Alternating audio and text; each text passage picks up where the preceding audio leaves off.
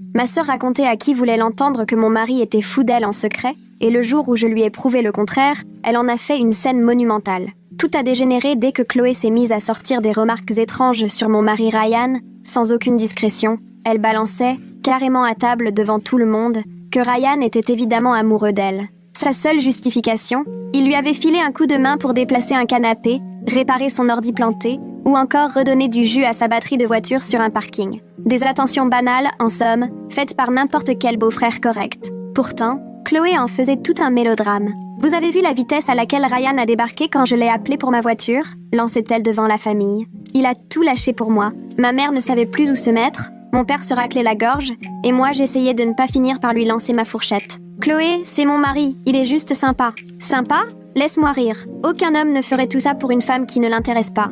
Il le fait parce que je suis sa femme. »« Oui, mais il l'a fait pour moi aussi, » répliquait-elle, avec son petit sourire en coin. « Alors, qu'est-ce que tu crois ? Que tu délires, tout simplement. » Elle gloussait, amusée. « T'es vraiment naïve. » Et ça continuait. Si jamais Ryan m'envoyait un message pour me demander si je voulais quelque chose du supermarché, elle essayait de lire par-dessus mon épaule. « Tu vois, il cherche déjà une excuse pour passer ici. Il veut forcément me voir. Tu rêves, Chloé ? Il me demande juste si on manque de lait. » Mais elle ne s'arrêtait jamais. Quand Ryan l'a aidée à installer un ventilateur de plafond parce que son proprio était aux abonnés absents, elle s'en est même vantée sur les réseaux. Trop de chance d'avoir quelqu'un qui accourt dès que j'ai besoin. Et quand on lui demandait qui c'était, elle restait mystérieuse. Quelqu'un de spécial. Très vite, mes amis ont commencé à me glisser à l'oreille. On voit beaucoup de posts de Chloé sur Ryan. Tout va bien ? Mais non, rien n'allait. J'ai tenté d'en parler à Ryan qui, lui, ne voyait pas le souci. Elle blague, tu sais bien. Non, elle blague pas. Elle a même raconté à ma cousine que tu craquais pour elle. Là, Ryan a carrément tiqué. Hein ? Mais pourquoi elle inventerait ça ? Parce que tu l'aides tout le temps. Et alors ? C'est ta sœur. Je passe pour un connard sinon. C'est là que j'ai eu une idée. Et si tu jouais justement le connard pour voir ? Arrête de lui rendre service, quoi. Au début, il n'était pas chaud du tout. Puis devant la dernière pique de Chloé à son frère, genre « C'est flagrant qu'il y a une alchimie entre nous », il s'est dit « Ok ». La prochaine fois que Chloé l'a appelé pour une panne de Wi-Fi, Ryan lui a simplement répondu qu'il était pris. Elle m'a téléphoné dans la foulée. Ryan veut pas venir réparer ma connexion. Et alors ? Il a toujours été là pour ça. Ben plus maintenant. 2 jours après, rebelote pour porter ses meubles. Refusé net. Elle a fini par débarquer chez nous. Mais qu'est-ce qui lui prend à Ryan ? Rien, tout va bien. Bah pas du tout. Il veut plus rien faire pour moi. Il est froid, intéressant. Tu remarques quand il arrête de tout plaquer pour toi, hein ? Elle s'est énervée. Où tu veux en venir ? Nulle part. Tu dis toi-même que les hommes n'aident que les femmes qui leur plaisent. Voilà, Ryan ne t'aide plus, ça te fait quoi ? Elle a esquivé, mais au repas suivant, elle a remis ça. Ryan est odieux. Il me refuse même un coup de main pour une pauvre étagère. Mon oncle a éclaté de rire. Pourquoi Ryan irait bouger tes meubles ? C'est pas ton mari tout de même. Oui, mais il est toujours hyper serviable. Ma tante a pris la parole. Peut-être qu'il a autre chose à faire, non ? Chloé ruminait. N'importe quoi. Il a bien aidé sa collègue à réparer sa clôture la semaine dernière. J'ai surenchéri. Son collègue Tim lui a demandé le service parce qu'il s'était fait opérer du dos, c'est tout. Donc il préfère aider d'autres femmes, mais pas moi. Il file un coup de main quand le compagnon ne peut pas le faire. Toi, t'es célibataire, Chloé. Y a personne à remplacer. Et là, elle a viré rouge. Tout ça, c'est à cause de ce que j'ai dit, hein ? Tu parles de cette histoire que tu rabâches depuis des mois ? Que mon mari est amoureux de toi ? Ben oui, exactement. Un silence. Ma mère a fini par la reprendre. Chloé, tu as vraiment dit ça ? Mais c'est de l'humour. Tu te fiches de nous ? Tu as raconté à ma coiffeuse qu'il allait m'abandonner pour toi, à notre cousine qu'il te harcelait de messages. Sauf qu'il t'a jamais écrit en premier. Jamais. Chloé a cherché du soutien du regard, mais personne n'a bronché. Mon père avait la mine sévère. Tu dépasses les bornes, Chloé. En désespoir de cause, elle lâche. Bon, j'admets, je me suis plantée. Ryan peut redevenir normal ? Normal. Tu veux dire quoi ? Faire tout pour toi pendant que tu sous-entends partout qu'il te drague ? Pas de réponse. Pour moi, c'était fini. Jusqu'au soir où je découvre sa sortie sur Facebook, bien en haut de mon fil. 3 longs pavés où elle annonce qu'elle prend ses distances avec la famille, car certaines personnes la font se sentir mal et en insécurité. Elle ne donnait pas mon nom, mais ça crevait les yeux. Elle expliquait qu'on la punissait parce qu'elle avait trop de sentiments, qu'on supportait pas d'être moins séduisant qu'elle, et blablabla. Elle parlait de la toxicité de membres de la famille qui sacrifiaient le bien-être des autres par manque de confiance en eux. À la lire, c'était limite si elle ne se présentait pas comme la victime de harcèlement et pas comme celle qui, des mois durant, lançait partout que mon mari la voulait. J'ai relu 2 fois, histoire de vérifier si j'avais manqué un truc. Non, elle avait vraiment osé publier ça publiquement. 20 minutes plus tard, mon téléphone explosait. 15 commentaires et des amis, qui, ne connaissant rien à nos histoires, lui envoyaient tout leur soutien, lui conseillant de fuir les gens toxiques et de s'occuper de son bien-être. Ma mère, mon père, Grayson, ma tante, mon oncle, tout le monde m'écrivait pour savoir si j'avais vu son post et ce qu'on faisait. Mon père, laconique, appelle-moi tout de suite. Ma mère, 3 messages d'affilée, morte de honte. Grayson, interloqué, me demandait si Chloé avait complètement perdu les pédales. Je restais là, les yeux rivés sur mon téléphone, complètement dépassée par cette avalanche de messages. Impossible d'y croire. Chloé venait d'exposer notre histoire de famille, très personnelle, pour en faire un mélodrame public. Instinctivement, j'ai fait des captures d'écran, redoutant qu'elle ne supprime tout. J'ai tout archivé, son post et les commentaires, puis envoyé les preuves d'abord à Ryan, ensuite à mes parents, puis à Grayson. Je voulais que tout le monde sache exactement ce qu'elle avait publié, avant qu'elle ne puisse réécrire l'histoire à sa façon. Ryan m'a appelé à peine 30 secondes plus tard, hors de lui, décidé à répondre immédiatement pour remettre les pendules à l'heure. Je lui ai conseillé de patienter, de ne pas réagir à chaud. Si on fonçait tête baissée, Chloé retournerait ça contre nous, pour s'en servir comme preuve qu'on l'attaquait. Il avait du mal à se contenir, je le sentais à sa voix, mais il a accepté. Ce n'était plus juste mon affaire. Chloé salissait aussi son nom. 5 minutes plus tard, Isabella m'a envoyé un texto. Elle avait vu le post et voulait des explications. Même pour Chloé là, elle va trop loin, a-t-elle écrit. Je l'ai appelée. Je savais qu'un simple SMS ne suffirait pas. Je lui ai tout raconté. Les mois où Chloé prétendait que Ryan était secrètement amoureux d'elle, ce fameux repas de famille où tout avait explosé et la manière dont elle passait son temps à répéter que Ryan finirait par me quitter pour elle. Isabella n'arrêtait pas de répéter « Oh mon Dieu, je n'arrive pas à croire qu'on en soit là ». Elle se sentait mal de ne s'être rendue compte de rien. Elle m'a demandé pourquoi je ne lui en avais pas parlé plus tôt. Je n'avais pas vraiment de réponse. Sans doute que j'espérais, bêtement, que tout cela s'arrêterait tout seul.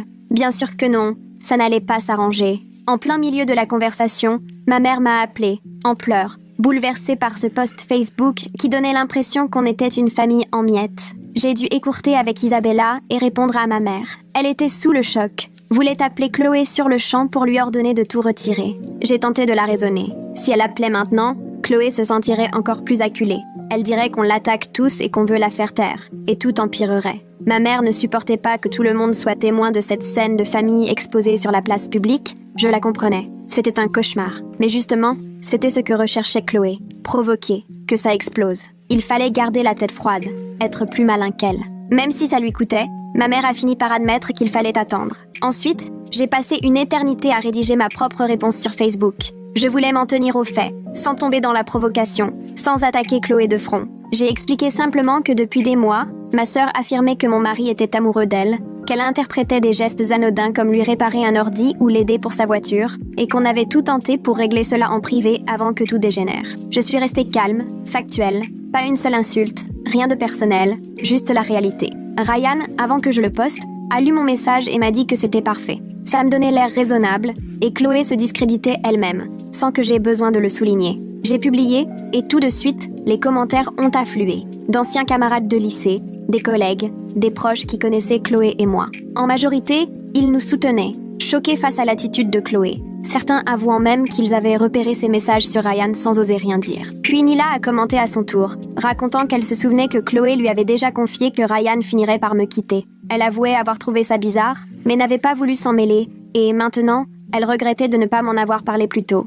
À lire ces témoignages, j'ai cessé de me sentir folle. Je n'inventais rien, je n'exagérais pas, d'autres l'avaient vu aussi. 40 minutes après, Chloé a enfin réagi à mon message. Dans ses commentaires, elle m'accusait de la manipuler, de réécrire l'histoire, assurant que tout le monde avait vu à quel point Ryan était toujours prêt à tout quitter pour elle, jusqu'à ce que je l'en empêche. Selon elle, c'était ma jalousie et mon insécurité qui détruisaient la famille, pas sa franchise à elle quant aux sentiments de Ryan. Son message était interminable, plein de détails, essayant de faire passer le fait que Ryan lui vienne moins en aide comme preuve qu'il se passait bien quelque chose entre eux dont j'aurais eu peur. Elle ajoutait que je ne supportais pas qu'il tienne à elle, et que je punissais tout le monde pour leur complicité. C'était déformé au possible. Elle avait transformé la gentillesse de Ryan envers sa belle-sœur en histoire d'amour sortie de son imagination. Alors Ryan est intervenu sous nos postes à toutes les deux. Quelques lignes, mais d'une clarté désarmante. Jamais il n'avait eu de sentiments pour Chloé. Il avait simplement agi en membre de la famille, comme il l'aurait fait pour n'importe qui, et ses insinuations le mettaient extrêmement mal à l'aise depuis des mois. Il a précisé qu'il avait cessé de l'aider non pas parce que je lui avais demandé, mais parce que la situation était devenue intenable à force qu'elle répande partout qu'il était fou d'elle. Il nous a toutes les deux taguées pour que ce soit bien visible. Son commentaire a eu plus de likes que nos messages réunis et les réactions n'ont pas tardé. La plupart lui témoignaient leur soutien, suppliaient à Chloé d'arrêter. Certains compatissaient sincèrement, trouvant la situation difficile pour lui. Après ce message de Ryan, tout a pris une ampleur folle. La famille élargie s'en est mêlée, d'anciens amis de fac débarquèrent dans la conversation, mon oncle, ma tante nous soutenaient ouvertement, même des collègues de Ryan intervenaient, chacun de leur côté. Presque tous prenaient en partie pour nous, même si quelques parents éloignés estimaient qu'on aurait dû régler ça en privé, que c'était la honte de laver notre linge sale sur les réseaux, mélanger tout le monde dans cette histoire. Un cousin de mon père nous a carrément traités de gamins, nous demandant d'arrêter ça en ligne. Je comprenais ce point de vue, mais c'était Chloé qui avait tout mis sur la place publique, pas nous. Nous, on ne faisait que se défendre. Au fond, je me suis vraiment mise à regretter d'avoir publié quoi que ce soit. Tout m'échappait, il y avait déjà bien trop de monde impliqué. Le lendemain matin, Chloé a remis le couvert. Cette fois, son message était bien plus long, truffé de détails. Elle écrivait que les hommes ne comprennent pas toujours leurs propres sentiments, que la société les pousse à refouler ce qu'ils ressentent vraiment. Elle affirmait que le malaise de Ryan ces derniers temps prouvait justement qu'il était totalement troublé par son attirance pour elle. Elle disait que je l'avais manipulé pour qu'il nie l'évidence de leur connivence et qu'un jour, forcément, la vérité finirait par éclater. D'après elle, on ne peut pas cacher indéfiniment les liens profonds, même en essayant de toutes ses forces de les dissimuler. Tout son texte avait des airs de grandes leçons de vie, comme si elle s'improvisait experte en relations humaines, alors qu'en vrai, c'était totalement délirant. J'ai relu 3 fois pour essayer de savoir si elle croyait vraiment à toute cette histoire ou si elle cherchait juste à sauver les apparences après s'être fait recadrer. Ryan est tombé dessus lui aussi. Il a secoué la tête sans rien dire. Il n'avait même plus envie de répondre, parce qu'à quoi bon argumenter quand l'autre réinvente la réalité pour coller à son propre roman. J'ai pris une capture d'écran que j'ai envoyée à mes parents. Ma mère m'a appelée aussitôt, paniquée, en me demandant ce qu'on devait faire.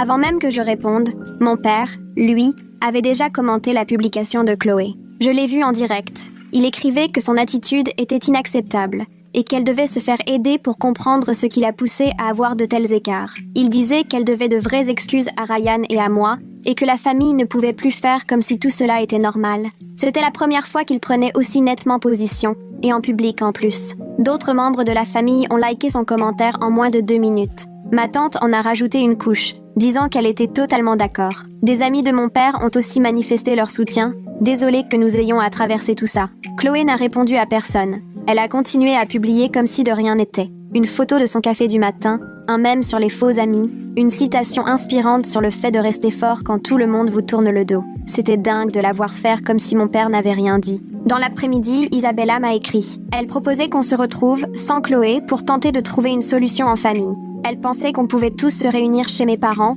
histoire de pouvoir parler franchement. J'ai accepté et j'ai prévenu ma mère pour savoir si c'était faisable. Elle a aussitôt répondu oui. C'était même exactement ce qu'elle pensait. On a calé la rencontre pour le lendemain soir. Ma mère a appelé ma tante et mon oncle. Moi, j'ai envoyé un message à Grayson. Tout le monde était partant.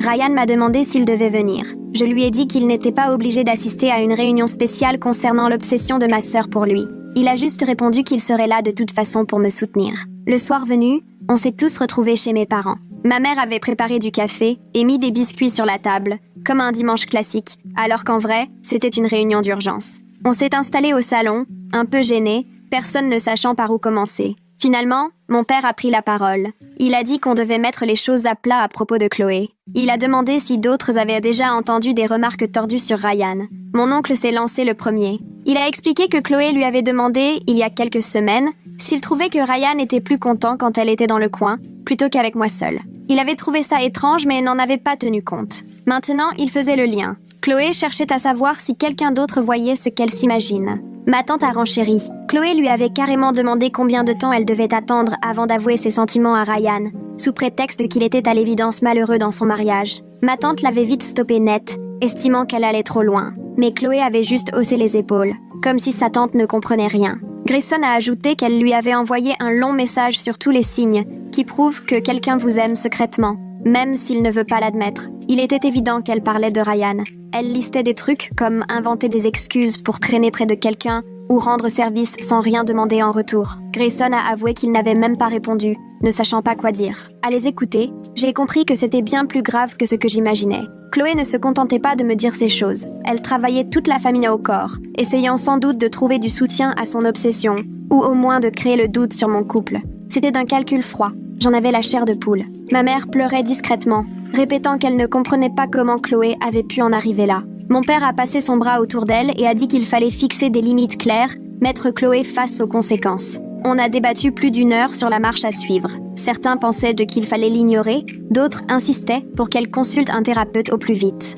J'ai expliqué qu'on ne pouvait pas la forcer, mais qu'on pouvait choisir si on voulait l'inviter ou non aux réunions de famille. Ryan était du même avis, ajoutant que Chloé devait bien voir qu'il y aurait de vraies conséquences à ses actes. Au bout du compte, on a décidé ensemble que Chloé ne serait plus conviée à aucun événement familial tant qu'elle n'aurait pas accepté de se faire aider et présenter de vraies excuses. Non seulement à Ryan et à moi, mais à tous ceux impliqués. Ma mère avait du mal à l'accepter. Elle répétait que, quoi qu'il arrive, Chloé restait sa fille et qu'elle ne voulait pas lui tourner le dos. Mon père lui a rappelé que mettre des limites, ce n'était pas l'abandonner. Au contraire, c'était peut-être le seul moyen pour qu'elle ouvre enfin les yeux et cherche de l'aide. Ma tante a affirmé qu'elle soutiendrait la décision de la famille. Mon oncle trouvait cela juste. Grayson a conclu en disant qu'il était grand temps d'imposer des conséquences. Mon père a pris l'initiative d'appeler Chloé pour lui annoncer la décision familiale. Il s'en voulait de ne pas avoir géré la situation plus tôt, dès les premiers signes, et regrettait de ne pas avoir su poser de limites claires dès le début, au lieu de simplement montrer son malaise pendant les repas. Ma mère a voulu discuter pour obtenir ce rôle, mais mon père a tenu bon, convaincu qu'il était important que Chloé entende la gravité des choses dans sa propre voix. Nous sommes tous restés dans la pièce, l'appel passé sur haut-parleur. Chloé a répondu après 3 sonneries, d'un ton enjoué. Mais mon père est allé droit au but. Il lui a dit que la famille s'était réunie et que tout le monde était d'accord pour dire que son attitude vis-à-vis de Ryan était déplacée et nuisible. Il lui a expliqué qu'elle ne serait plus la bienvenue tant qu'elle n'aurait pas entamé une démarche avec un professionnel et présenté des excuses sincères. Le ton de Chloé a immédiatement changé. Elle s'est mise à hurler que je passais toujours avant elle, qu'on le paierait le jour où Ryan finirait par dire ce qu'il ressent pour de vrai. Elle a lancé à mon père qu'il n'était qu'un mauvais père, qu'il prenait mon parti, et à ma mère qu'elle devait être fière d'avoir élevé une fille parfaite et une autre qui sert de punching ball. Mon père a tenté de garder la main, mais Chloé ne l'a pas laissé parler, répétant que personne ne savait ce qu'était l'amour véritable, ni une relation authentique, et affirmant que Ryan finirait bien par comprendre à côté de quoi il passe, qu'il reviendrait vers elle tôt ou tard. Puis, en pleine phrase, elle lui a raccroché au nez. Ma mère a immédiatement fondu en larmes. Elle n'aurait jamais imaginé en arriver là. Elle pensait que Chloé traversait seulement une mauvaise période et que ça finirait par passer. Mais l'avoir entendue crier comme ça lui a fait prendre conscience à quel point elle s'était voilée la face. Ryan m'a serré la main, ma tante est restée sans voix, Grayson s'est contenté de hocher la tête. On est tous restés assis, incapables de trouver les mots. Le lendemain matin, à mon réveil, 17 notifications m'attendaient. Chloé avait encore posté un message. Cette fois, un long texte sur la toxicité familiale et le rôle de bouc émissaire qu'on lui aurait infligé parce qu'elle osait dire les vérités qui dérangent. Personne n'était nommé, mais c'était évident de qui elle parlait. Elle accusait les familles qui refusent d'entendre la vérité de s'acharner sur la seule personne qui a le cran de les confronter, racontant être victime de maltraitance et couper tout contact pour préserver sa santé mentale. Elle sous-entendait que notre réaction était totalement gratuite, sans un mot sur les mois de comportements déplacés accumulés de son côté. 20 amis à elle, qui ne connaissent aucunement notre famille, avaient déjà commenté pour l'encourager, certains admirant qu'elle pose enfin des limites, d'autres déclarant qu'une famille qui ne supporte pas la vérité ne mérite pas notre présence, ou saluant son courage d'avoir mis de la distance. J'avais envie de tout clarifier, de répondre point par point pour rétablir la réalité, mais je savais pertinemment que c'est ce que Chloé espérait. Provoquer ma réaction pour alimenter son scénario de victime et utiliser chaque échange public comme preuve de toxicité. Alors je me suis abstenue, me contentant de voir défiler les commentaires, la colère montant. Isabella m'a appelée 1 heure plus tard, après avoir tout découvert sur les réseaux. Son conseil, tout documenté avec soin, pas seulement des captures d'écran, mais une chronologie détaillée avec date et témoins précis pour chaque propos ou acte de Chloé. Je lui ai demandé pourquoi. Elle m'a expliqué que la situation avait trop dégénéré et qu'il faudrait des preuves si cela empirait encore. J'ai donc passé 3 heures accoudée à ma table à tout consigner. La moindre remarque faite par Chloé à table, assortie de la date et des gens présents, chaque post publié, chaque capture d'écran avec l'heure, toutes les personnes auxquelles elle avait parlé des sentiments supposés de Ryan, leurs noms notés, l'histoire du ventilateur en mars, la réparation de l'ordinateur en janvier, le coup de batterie dans le parking en novembre. À la fin, j'avais la main engourdie et 6 pages de notes en simple interligne. Mais Isabella avait raison. Poser tout à plat m'aidait à mieux comprendre et à retrouver la maîtrise. Je voyais enfin le schéma d'ensemble, comment tout avait pris de l'ampleur mois après mois. Le lendemain, c'est le frère de Ryan qui l'a appelé, après avoir lu tous les messages sur Facebook et reçu un privé de Chloé prétendant que Ryan était exécrable avec elle sans raison. Ryan m'a fait écouter en haut-parleur. Son frère était perdu, apparemment inquiet qu'on traverse une crise de couple. Ryan lui a tout expliqué depuis le début, ce que Chloé sous-entendait sur ses sentiments, nos tentatives de gestion en privé, l'explosion lors du dîner. Long silence de son frère, puis il a admis qu'il n'avait aucune idée de tout ça, pensait juste que Chloé en rajoutait parce que Ryan ne l'avait pas aidé à déplacer ses meubles. Il n'avait rien saisi du reste, ni de tout ce qu'elle raconte. Il a même présenté ses excuses de ne pas avoir pris au sérieux la première allusion de Chloé à leur alchimie, persuadé qu'elle plaisantait. Dans l'après-midi, 2 amis à moi m'ont envoyé des captures d'écran de messages privés que Chloé leur avait adressés. Mon estomac s'est noué en découvrant le contenu. À l'une, Chloé racontait qu'elle m'avait toujours jalousée, que je supportais mal qu'elle soit plus belle et plus drôle. À l'autre, elle affirmait que mon mariage était un désastre et que j'en faisais porter la responsabilité à tout le monde sauf à moi en refusant d'affronter la tristesse de Ryan. Elle affirmait que j'avais toujours exercé une emprise autoritaire et manipulé tout le monde. Et selon elle, la famille ouvrait enfin les yeux sur qui j'étais vraiment. Chloé se mettait dans la peau de la victime, prétendant avoir subi des années de maltraitance de ma part. Mes 2 amis m'ont confié qu'elle m'avait transmis les messages parce qu'elle les trouvait étranges et voulait discerner le vrai du faux. Elles ajoutaient qu'elles me connaissaient assez bien pour sentir qu'il y avait un problème, mais qu'elles tenaient tout de même à avoir mon point de vue. J'ai aussitôt envoyé à chacune le document chronologique que j'avais préparé, ainsi que des captures d'écran des propos les plus farfelus de Chloé. Celles où elle affirmait que Ryan allait la quitter pour elle, celles où elle parlait de leur soi-disant lien spécial et soutenait qu'il privilégiait toujours ses besoins à elle. Elle allait même jusqu'à transformer des gestes anodins en preuve d'un amour dévorant. Mes amis ont réagi aussitôt. L'une m'a appelée bouleversée, désolée d'avoir pu douter ne serait-ce qu'un instant, et m'a avoué qu'elle n'aurait jamais pu imaginer à quel point Chloé s'était enfermée dans ses délires. L'autre m'a écrit pour me dire qu'elle en avait le cœur à l'envers après avoir lu tous ces échanges, et qu'à ses yeux, Chloé aurait vraiment besoin d'aide.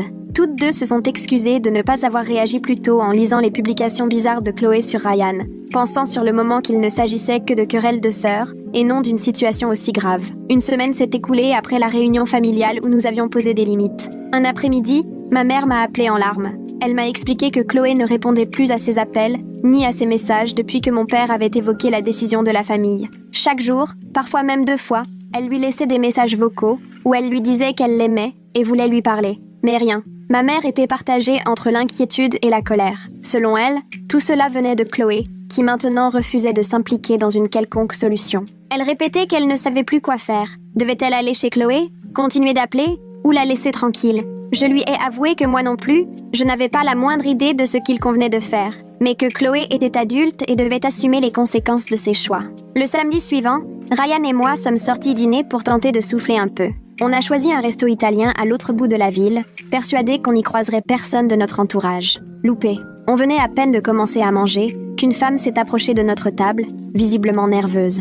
Elle nous a expliqué nous avoir reconnus sur Facebook et qu'elle travaillait avec Chloé. J'ai senti mon ventre se nouer. Elle nous a assuré qu'elle ne voulait pas se mêler de nos affaires, mais qu'elle avait lu tous les posts. Elle souhaitait nous avertir. Au travail, Chloé affirme que sa famille s'est retournée contre elle, et selon plusieurs collègues, la façon dont elle en parle est franchement inquiétante. La femme paraissait mal à l'aise, hésitante à nous confier tout ça. Ryan l'a remerciée, elle s'est éloignée puis a fait demi-tour, précisant vouloir me parler d'autre chose en privé. Ryan a répondu que cela ne posait aucun problème, qu'elle pouvait tout nous dire. La collègue s'est installée quelques minutes à notre table. Elle nous a confié qu'elle était vraiment préoccupée par l'état de Chloé, qui semblait complètement obsédée par cette histoire au travail, n'avait que ça à la bouche, perdait facilement son calme à son bureau, et que son travail en pâtissait clairement. Sa responsable lui en avait déjà parlé à 2 reprises, lui demandant de se ressaisir. La collègue nous a demandé si Chloé avait toujours eu ce genre de comportement, ou si un événement avait tout déclenché récemment. D'après elle, ça dépassait de loin un simple conflit familial. On aurait dit qu'il y avait vraiment eu un dérapage. J'ai été incapable de répondre. À vrai dire, moi-même je ne savais pas s'il y avait eu un élément déclencheur ou si tout s'était installé progressivement. En repensant à l'année passée, j'ai essayé de me rappeler la première fois où Chloé avait parlé de Ryan, et là, tout m'est revenu. Il y a environ 8 mois, Chloé avait vécu une rupture désastreuse. Son copain l'avait laissée du jour au lendemain, et elle en avait été complètement bouleversée pendant des semaines. C'est à partir de là qu'elle s'était mise à faire des petites allusions concernant Ryan. Rien de bien méchant au début, juste des remarques sur sa gentillesse et sa disponibilité. J'ai expliqué tout ça à la collègue, qui a hoché la tête, comme si elle comprenait enfin le tableau d'ensemble. Après le dîner, j'ai appelé ma mère pour lui parler de ce que je pressentais sur le lien avec la rupture. Elle a confirmé que Chloé avait été abattue, qu'elle avait passé plusieurs jours à pleurer en se demandant ce qui avait pu mal tourner. Elle a suggéré que Chloé s'était probablement raccrochée à l'image de Ryan, comme à un fantasme rassurant, parce qu'il avait été bienveillant avec elle à ce moment-là et toujours présent. Peut-être avait-elle eu besoin de se persuader que quelqu'un la désirait encore, après avoir été rejetée. C'était la première fois que l'on envisageait que l'obsession de Chloé puisse trouver sa source dans sa propre souffrance, plutôt que dans ses sentiments pour Ryan.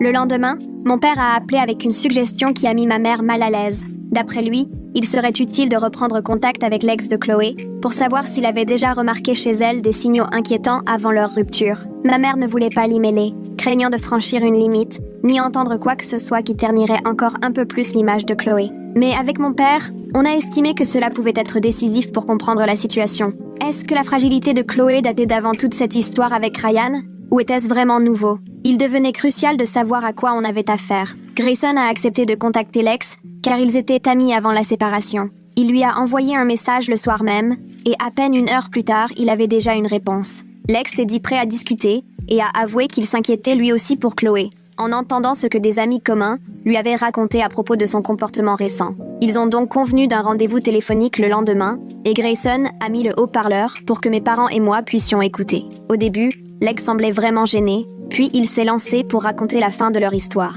Il a expliqué que Chloé était devenue extrêmement paranoïaque et jalouse dans les derniers mois, l'accusant sans cesse d'être attirée par toutes les femmes à qui il parlait, voire qu'il regardait simplement. Un jour, une collègue lui a posé une question au bureau alors que Chloé était là pour lui amener à déjeuner. Elle a passé les 2 jours suivants convaincue que son compagnon entretenait une liaison avec cette collègue. Malgré ses tentatives pour la rassurer, la situation ne faisait qu'empirer. Elle s'est mise à l'épier, cherchant à déceler la moindre rencontre avec d'autres femmes, fouillant sans cesse dans son téléphone à la recherche de preuves qui n'existaient pas. Parfois, elle le réveillait en pleine nuit juste pour lui demander de qui il avait rêvé. À la fin, il a fini par rompre, incapable de supporter plus longtemps cette atmosphère irrespirable. Et elle, de son côté, s'est complètement effondrée. Il a avoué s'être senti très mal quant à la façon dont les choses s'étaient terminées, mais il n'imaginait pas poursuivre avec quelqu'un qui l'accusait à tort en permanence. Grayson a alors voulu savoir si Chloé s'était déjà autant focalisée sur quelqu'un avant Ryan. Son ex a répondu que non,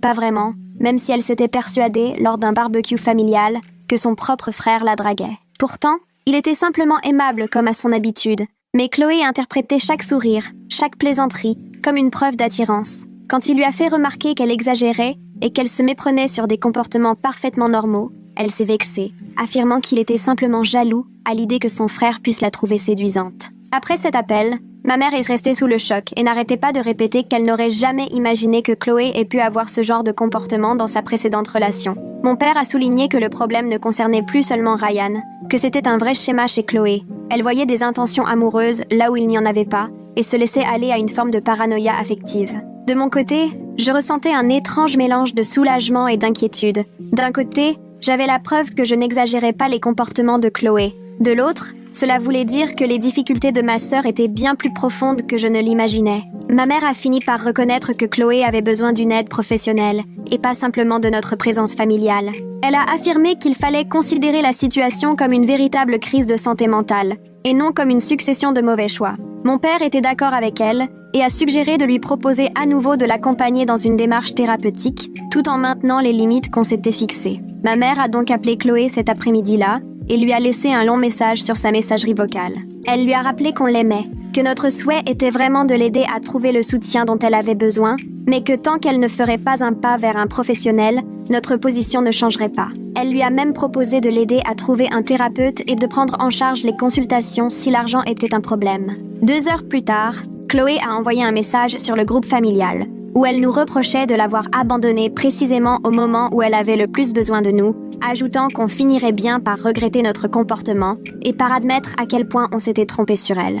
Ma mère en a pleuré de nouveau. Mon père, lui, paraissait à bout de force. Quant à moi, je n'éprouvais plus rien. J'avais l'impression que rien de ce qu'on faisait ne servait à quoi que ce soit avec elle. Nous sommes restés sans nouvelles de Chloé pendant 3 semaines. Puis, un après-midi, Isabella m'a appelée d'une voix bouleversée. Elle venait de croiser Chloé au supermarché, qui avait fait exprès de l'ignorer. D'après Isabella, elle était passée juste à côté d'elle au rayon fruits et légumes. Chloé l'avait bien regardée dans les yeux avant de détourner la tête, comme si elle ne s'était jamais rencontrée. Malgré tout, Isabella lui a adressé un bonjour, parce qu'ignorer quelqu'un qu'on connaît, ça reste étrange. Mais Chloé est partie sans rien dire, comme si de rien n'était.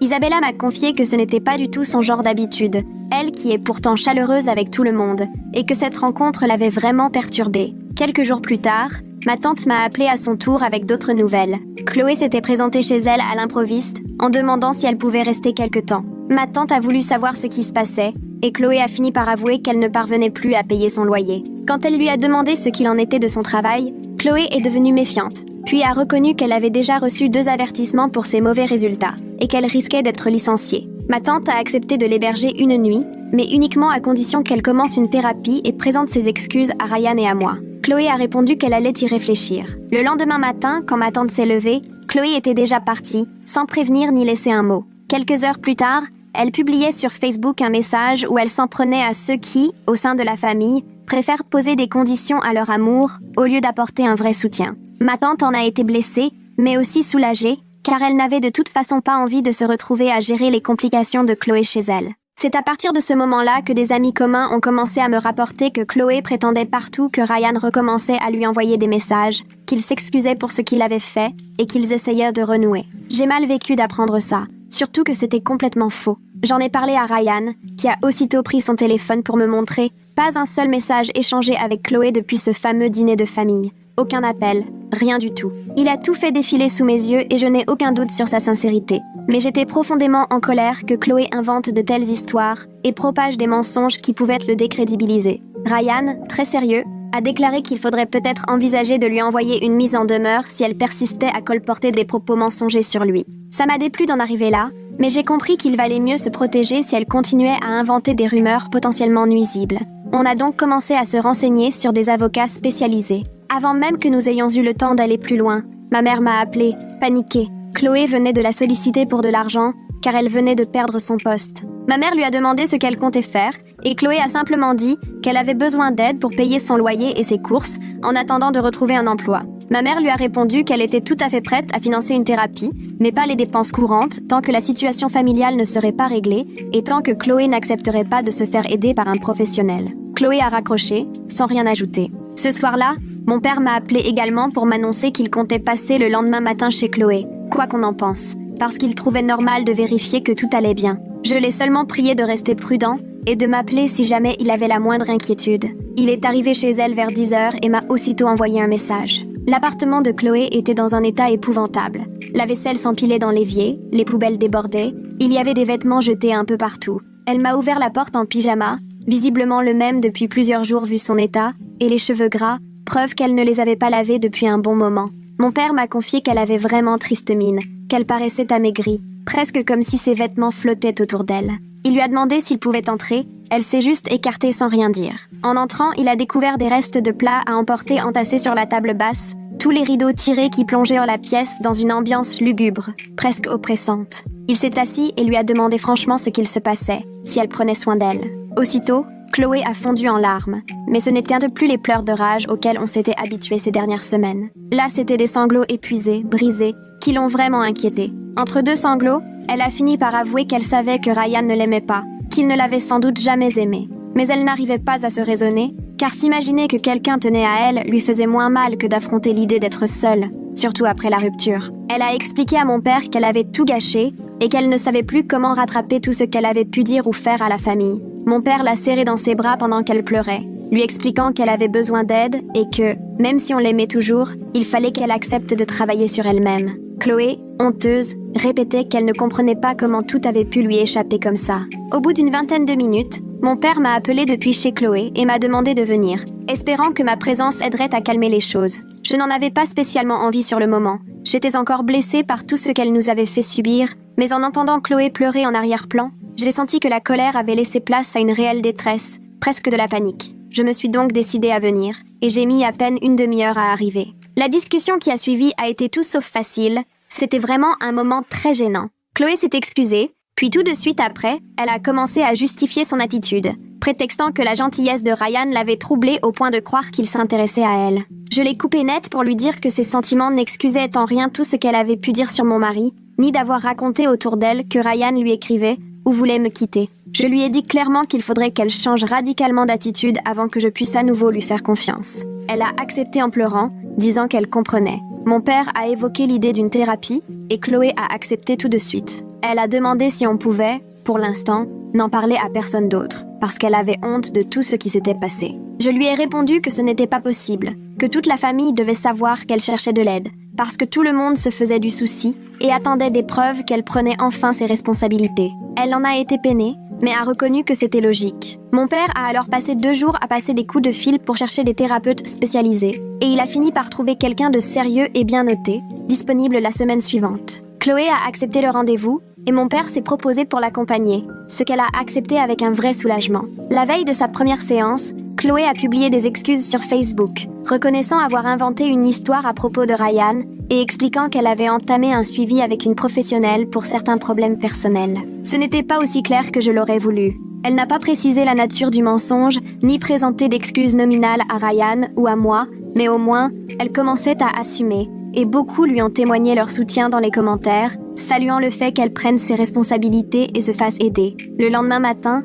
Ryan a lu son message en prenant son café. Il m'a simplement dit qu'il appréciait qu'elle ait fait cette démarche publiquement, mais qu'il n'était pas prêt à reprendre contact pour autant. Je l'ai parfaitement compris, et je lui ai assuré que, quoi qu'il décide, ma relation avec Chloé resterait désormais totalement à part de la sienne, et qu'il n'avait rien à se forcer à faire. Il avait l'air réellement soulagé qu'on ne cherche pas à lui imposer quoi que ce soit. Pendant le mois qui a suivi, Chloé a poursuivi sa thérapie et m'a envoyé quelques messages pour me donner des nouvelles de ses séances avec sa psy. Elle m'a expliqué qu'on lui avait diagnostiqué une forte anxiété et des problèmes d'attachement, aggravés par sa rupture 8 mois plus tôt. Apparemment, elle s'était réfugiée dans des attachements impossibles pour éviter d'affronter sa peur d'être seule. Ça expliquait pas mal de choses, même si ça n'excusait rien des mois de propos déplacés et de mensonges à propos de Ryan. Je lui répondais de façon brève, juste pour ne pas la laisser sans réponse, mais je tenais à garder mes distances. Un jour, ma mère m'a appelée d'une voix plus légère que d'habitude.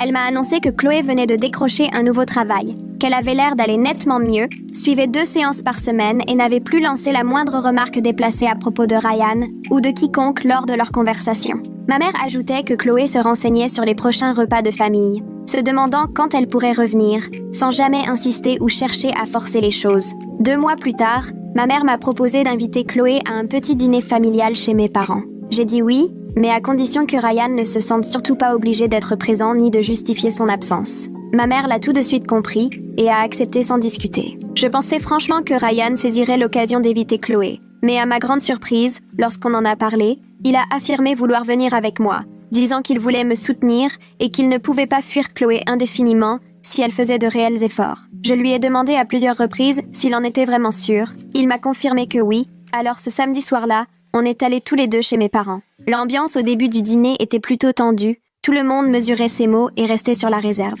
Mon père a lancé la conversation en demandant à Ryan des nouvelles de sa vie professionnelle, et Ryan a répondu sans s'étendre. Ma mère tenait absolument à resservir tout le monde, même si nos assiettes débordaient déjà. Chloé, assise en face de moi, ne quittait pas son assiette des yeux. À la moitié du repas, elle a posé sa fourchette et a remercié chacun de ne pas l'avoir abandonnée. Elle s'est excusée encore pour toute la peine et le malaise qu'elle avait causé, surtout à Ryan et à moi. Sa voix tremblait légèrement, et j'ai vraiment senti cette fois qu'elle était sincère. Ryan lui a simplement adressé un signe de tête sans un mot, puis il a répondu quand elle lui a demandé le sel, mais il n'a rien fait pour lancer la conversation. Chloé, de son côté, n'a pas insisté ni cherché à attirer son attention comme autrefois. Elle s'est contentée de respecter sa distance et s'est tournée vers mes parents pour discuter. C'était bien la première fois que je la voyais accepter les limites de quelqu'un sans essayer de tout ramener à elle. Après le repas, alors que ma mère servait le dessert, Chloé m'a proposé qu'on aille parler 5 minutes, toutes les 2.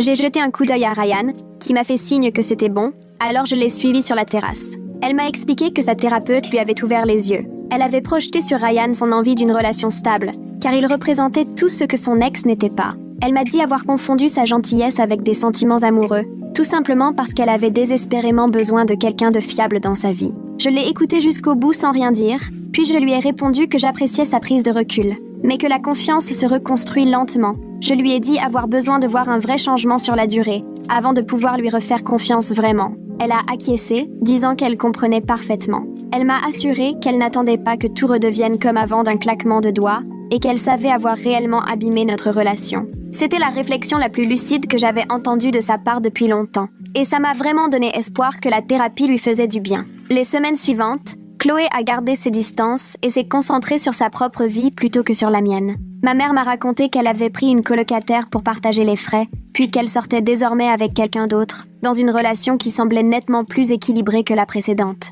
Sur Facebook, Chloé parlait de son nouveau copain normalement, sans y mettre cette intensité bizarre qu'elle réservait à Ryan. Elle racontait des anecdotes, des sorties, comme n'importe qui, sans donner l'impression de tout travestir en histoire secrète. 3 mois après l'incident sur Facebook, Ryan m'a annoncé un matin qu'il se sentait prêt à rester courtois avec Chloé lors des réunions de famille, mais qu'il ne pourrait plus jamais l'aider comme avant et que cette limite-là était définitive. J'ai trouvé ça tout à fait raisonnable et je lui ai assuré que, si Chloé avait besoin d'aide à l'avenir, je m'en chargerais. Il avait l'air vraiment soulagé de voir que je n'essayais pas de le forcer à revenir sur sa décision. Je comprenais son besoin de poser ses limites, et j'avais bien l'intention de les respecter, quoi qu'il arrive. Un jour, Isabella m'a envoyé un message. Elle avait croisé Chloé dans un café du centre-ville, et, pour la première fois depuis des lustres, leur échange avait été parfaitement normal. Chloé lui avait demandé de ses nouvelles, parlé de son travail, sans la moindre gêne. Isabella m'a confié que Chloé lui avait dit qu'elle était reconnaissante d'avoir une seconde chance, et que la thérapie lui avait permis de mieux se comprendre. Ça m'a vraiment soulagée d'apprendre que Chloé arrivait à renouer des liens sains, sans rendre toutes les discussions pesantes ou bizarres. Mes parents aussi paraissaient nettement plus détendus à la réunion de famille suivante. Ma mère n'était plus sur les nerfs, mon père retrouvait même son humour, quand auparavant il s'était toujours montré tendu. Malgré tout, il subsistait ce sentiment discret que notre famille avait traversé une épreuve qui laisserait des traces, et que rien ne serait jamais tout à fait comme avant. Avant de partir, mon père m'a prise à part et m'a dit qu'il était fier de la façon dont j'avais géré la situation, d'avoir posé des limites, tout en laissant à Chloé l'opportunité d'avancer, et que c'était là une vraie force. Ce soir-là, de retour à la maison, Ryan m'a confié qu'il m'était reconnaissant de ne jamais avoir douté de lui pendant toute cette histoire. Il savait à quel point ça avait été difficile d'affronter ma propre sœur, mais il trouvait que je l'avais toujours soutenue, même quand c'était pénible. Je lui ai répondu que, pour moi, c'est ça le mariage, toujours nous choisir. Cette épreuve, aussi bizarre et douloureuse soit-elle, nous avait finalement rapprochés parce qu'elle nous avait obligés à communiquer franchement et à nous épauler. Ryan a ajouté qu'avoir surmonté le déni et les illusions de Chloé lui avait donné davantage confiance dans notre couple, car il avait vu comment on affrontait une crise ensemble. Un soir, ma mère m'a appelé pour m'annoncer que Chloé avait commencé à faire du bénévolat dans un centre d'accueil en ville pour personnes en difficulté. Sa thérapeute pensait que cela l'aiderait à se tourner vers les autres, à sortir de ses préoccupations personnelles et à prendre du recul. 2 fois par semaine, Chloé répondait au téléphone et épaulait des personnes en situation de détresse. D'après ma mère, elle prenait ce bénévolat très à cœur et semblait sincèrement décidée à aider, ce qui tranchait vraiment avec son attitude habituelle centrée sur elle-même. 3 semaines après avoir commencé, Chloé a confié à ma mère qu'un appel lui avait rappelé sa propre détresse après sa rupture et qu'elle regrettait de ne pas avoir pris la peine, à l'époque, de demander de l'aide plus tôt au lieu de s'enfermer dans sa spirale. Pour ma mère, c'était le signe que Chloé commençait enfin à tirer profit de ces séances au lieu de simplement faire acte de présence. Je lui ai demandé si Chloé parlait encore de Ryan ou de moi. Elle m'a rassurée en disant que non. Chloé semblait surtout préoccupée par son travail, son nouveau compagnon et l'association. Et franchement, c'était une avancée, car pendant des mois, tout finissait toujours par revenir, d'une manière ou d'une autre, à Ryan et à leur soi-disant lien spécial. 4 mois après le fiasco sur Facebook, mes parents ont organisé le dîner de Thanksgiving et, pour la première fois, je n'ai pas passé la journée à craindre que Chloé ne sorte une remarque déplacée. Elle est arrivée avec son petit ami, ils se sont posés tous les deux sur le canapé et ont bavardé avec ma tante de sujets tout à fait banals, comme les embouteillages ou les horaires de travail. Quand Ryan est rentré après avoir aidé mon père dans le garage, Chloé lui a simplement dit bonjour, puis a repris sa conversation, sans le regarder de manière insistante ni faire de sous-entendus. J'ai alors pris conscience que, pour une fois, je me détendais vraiment, sans avoir à surveiller chacune de ses paroles. Au dîner, Chloé a demandé à Ryan de lui passer le pain. Il s'est exécuté et c'est tout. Aucune tension, aucun sourire en coin, aucun commentaire sur le fait qu'il l'aide toujours. Ma mère m'a adressé un léger sourire depuis l'autre bout de la table, et j'ai compris qu'elle pensait comme moi. On était peut-être enfin en train de s'en sortir en famille. Après le repas, Chloé a annoncé qu'elle venait d'être promue responsable d'équipe dans son nouveau boulot, et tout le monde l'a félicitée chaleureusement. Elle avait l'air sincèrement heureuse, sans chercher à monopoliser l'attention, ni ramener le sujet à elle. Son copain a passé son bras autour de ses épaules, et elle s'est levée contre lui tout naturellement, comme les couples qui sont vraiment bien ensemble. C'est à ce moment-là que j'ai réalisé que c'était ce genre de relation que Chloé méritait, pas le scénario bancal qu'elle avait imaginé avec mon mari. Sur le chemin du retour, Ryan m'a confié qu'il était fier de la manière dont notre famille avait traversé cette épreuve sans éclater. Il disait que beaucoup auraient juste coupé les ponts ou choisi leur camp en restant fâchés pour de bon. Je lui ai répondu que moi aussi j'étais fière, qu'on avait su poser des limites au bon moment, tout en laissant à Chloé la chance de vraiment changer. Mes parents nous avaient épaulés quand il le fallait, mais au final, c'est Chloé qui avait pris ses responsabilités en cherchant de l'aide au lieu de s'excuser pour recommencer juste après. Ryan a alors pris ma main, l'a serrée et m'a dit « Traverser quelque chose d'aussi étrange et douloureux ensemble me rend plus sûre de nous que jamais. » J'ai serré sa main à mon tour, en pensant à tout ce chemin parcouru, à la nouvelle vie de Chloé entre son travail, son copain et le bénévolat, à cette sœur que j'avais enfin retrouvée, et à la force qu'on avait tous gagnée dans la tempête, plutôt que d'y laisser des plumes.